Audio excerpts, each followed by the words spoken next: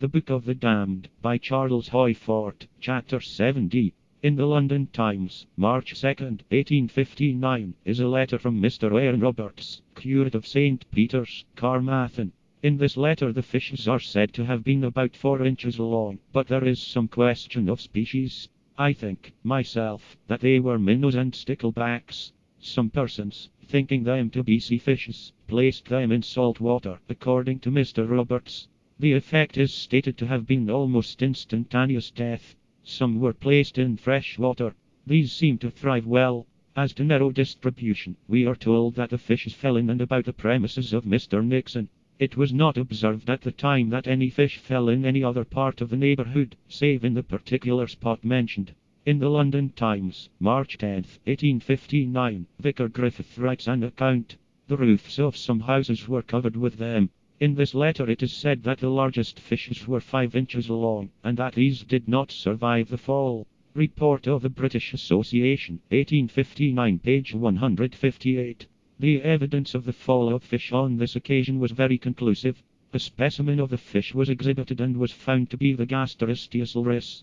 Gasterosteus is the stickleback. Altogether I think we have not a sense of total perdition when we're done with the explanation that someone soused someone else with a pailful of water in which were thousands of fishes 4 or 5 inches long, some of which covered roofs of houses, and some of which remained 10 minutes in the air. By way of contrast we offer our own acceptance that the bottom of a super-geographical pond had dropped out.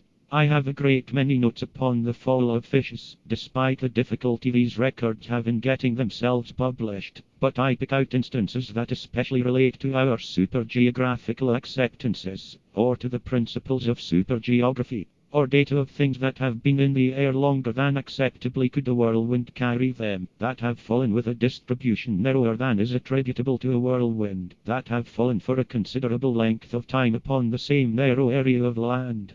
These 3 factors indicate, somewhere not far aloft, a region of inertness to this Earth's gravitation, of course. However, a region that, by the flux and variation of all things, must at times be susceptible, but, afterward, our heresy will bifurcate. In amiable accommodation to the crucifixion it'll get, I think. But so impressed are we with the datum that, though there have been many reports of small frogs that have fallen from the sky, not one report upon the fall of tadpoles is findable, that to these circumstances another adjustment must be made.